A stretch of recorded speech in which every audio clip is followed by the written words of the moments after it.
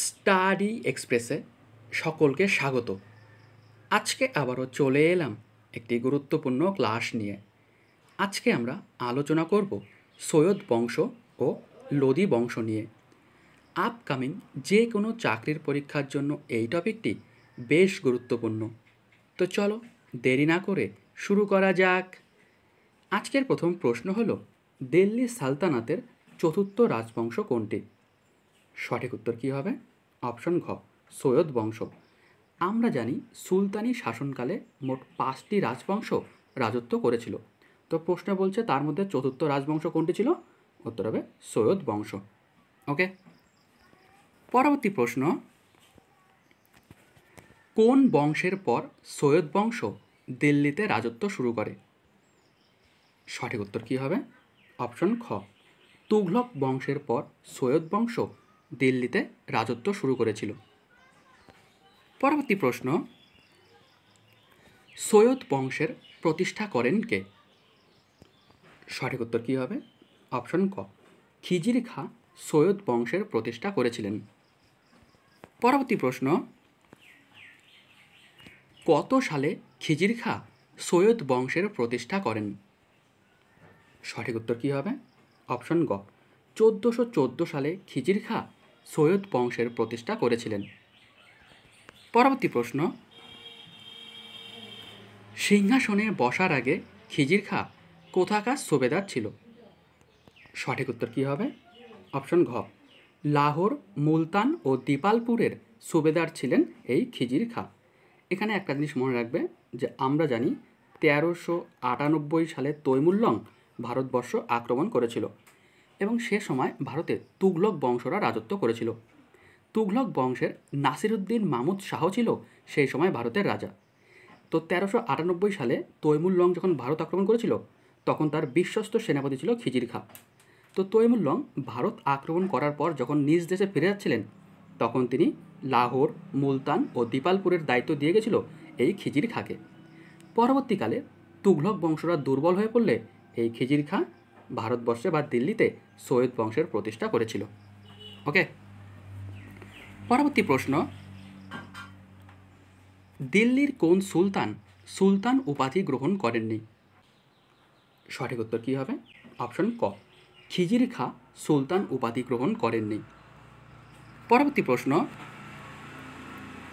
দিল্লির কোন সুলতান রায়ত-ই আলা উপাধি গ্রহণ করেন? সঠিক উত্তর কী হবে? অপশন খ, খিজির খাঁ। আমরা একটু আগে দেখলাম যে খিজির খাঁ তিনি সুলতান উপাধি গ্রহণ করেননি, এর পরিবর্তে তিনি রায়ত-ই আলা উপাধি গ্রহণ করেছিলেন, মনে রাখবে। পরবর্তী প্রশ্ন, খিজির খাঁয়ের পর সিংহাসনে বসেন কে? সঠিক উত্তর কী হবে? অপশন গ, মোবারক শাহ। মোবারক শাহ খিজির খাঁয়ের পর সৈয়দ বংশের সিংহাসনে বসেছিলেন। পরবর্তী প্রশ্ন, তারিখ-ই মুবারক শাহী রচনা করেন কে? সঠিক উত্তর কী হবে? অপশন ক, আহমেদ সির হিন্দি তারিখ-ই মুবারক শাহী রচনা করেন। পরবর্তী প্রশ্ন, সৈয়দ বংশের শেষ সুলতান কে ছিলেন? সঠিক উত্তর কী হবে? অপশন ঘ, আলাউদ্দিন আলম শাহ ছিলেন সৈয়দ বংশের শেষ সুলতান। পরবর্তী প্রশ্ন, দিল্লি সালতানাতের পঞ্চম রাজবংশ কোনটি ছিল? তো আমরা আগের প্রশ্নে দেখলাম যে সৈয়দ বংশ ছিল চতুর্থ রাজবংশ, আর পঞ্চম বললে হবে লোদি বংশ। ওকে, এই 5টি রাজবংশ ছিল, এর মধ্যে 5 নম্বর বংশ ছিল লোদি বংশ। তো তোমাদের একটা জিনিস এখানে বলে রাখি, আমি এর আগের ক্লাসগুলোতে দাস বংশ, খলজি বংশ, তুঘলক বংশ নিয়ে আলোচনা করেছি। আজ আলোচনা করছি সৈয়দ বংশ ও লোদি বংশ নিয়ে। তো তোমরা চাইলে পরে এই ভিডিওটি দেখার পর আগের ভিডিওগুলি দেখতে পারো, তাহলে দেখবে তোমাদের সুলতানি যুগ থেকে কোনো প্রশ্ন পরীক্ষায় আসলে মিস হবে না।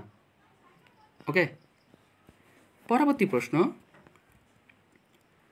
লোদি বংশের প্রতিষ্ঠা করেন কে? সঠিক উত্তর কী হবে? অপশন খ, বাহুলুল লোদি লোদি বংশের প্রতিষ্ঠা করেন। পরবর্তী প্রশ্ন, কত সালে বাহুলুল লোদি লোদি বংশের প্রতিষ্ঠা করেন? সঠিক উত্তর কী হবে? অপশন ক, 1451 সালে বাহুলুল লোদি লোদি বংশের প্রতিষ্ঠা করেছিলেন। পরবর্তী প্রশ্ন, দিল্লির প্রথম আফগান সুলতান কে ছিলেন? সঠিক উত্তর কী হবে? অপশন ঘ, বাহুলুল লোদি ছিল দিল্লির প্রথম আফগান সুলতান। পরবর্তী প্রশ্ন, মানে এর আগে যারা সুলতান ছিল তারা সবাই ছিল তুর্কি সুলতান, ওকে, আর এই বাহুলুল লোদি হলো প্রথম আফগান সুলতান, মনে রাখবে। পরবর্তী প্রশ্ন, বাহুলুলি মুদ্রার প্রচলন করেছিলেন কে? সঠিক উত্তর কী হবে? এটা আশা করি আমরা পারবো। অপশন খ, বাহুলুল লোদি বাহুলুলি মুদ্রার প্রচলন করেছিলেন। পরবর্তী প্রশ্ন, লোদি বংশের শ্রেষ্ঠ শাসক কে ছিলেন? সঠিক উত্তর কী হবে? অপশন গ, সিকান্দার লোদি ছিল লোদি বংশের শ্রেষ্ঠ শাসক, ওকে। পরবর্তী প্রশ্ন, সিকান্দার লোদির প্রকৃত নাম কি? সঠিক উত্তর কী হবে? অপশন ক, নিজাম খান হলো সিকান্দার লোদির প্রকৃত নাম। পরবর্তী প্রশ্ন, আগ্রা শহরের প্রতিষ্ঠা করেন কে? সঠিক উত্তর কী হবে? অপশন গ, সিকান্দার লোদি আগ্রা শহরের প্রতিষ্ঠা করেছিল। আচ্ছা, এখানে তোমাদের জন্য একটা হোমওয়ার্ক থাকবে, সেটা হলো যে সিকান্দার লোদি কত সালে আগ্রা শহরের প্রতিষ্ঠা করেছিল? এই প্রশ্নের উত্তরটা তোমরা সবাই কমেন্ট বক্সে অবশ্যই কমেন্ট করে জানাও। পরবর্তী প্রশ্ন, আগ্রাকে রাজধানী বানায় কে? সঠিক উত্তর কী হবে? অপশন ঘ, সিকান্দার লোদি আগ্রাকে রাজধানী বানায়। এখানে এই রাজধানী সম্পর্কিত কয়েকটি তথ্য জেনে রাখো। আমরা জানি যে 1206 সালে দিল্লিতে দাস বংশ প্রতিষ্ঠার সাথে সাথে সুলতানি যুগের সূত্রপাত হয়েছিল। তো কুতুবুদ্দিন আইবকের সময় দিল্লির রাজধানী ছিল কোথায়? লাহোরে। পরবর্তীকালে শামসুদ্দিন ইলতুৎমিশ তার রাজধানী লাহোর থেকে দিল্লিতে নিয়ে আসেন। তারও পরবর্তীকালে এই মোহাম্মদ বিন তুগলক তার রাজধানী দিল্লি থেকে দেবগিরিতে নিয়ে যান, কিন্তু দেবগিরিতে নানা অসুবিধার কারণে তিনি পুনরায় তার রাজধানী দেবগিরি থেকে দিল্লিতে নিয়ে আসেন। আর এই সিকান্দার লোদি পরবর্তীকালে তার রাজধানী দিল্লি থেকে কোথায় নিয়ে যান? আগ্রাতে, মনে রাখবে, ওকে। পরবর্তী প্রশ্ন, দিল্লির কোন শাসক গুলরুখি ছদ্মনামে কবিতা লিখতেন? সঠিক উত্তর কী হবে? অপশন খ, সিকান্দার লোদি গুলরুখি ছদ্মনামে কবিতা লিখতেন।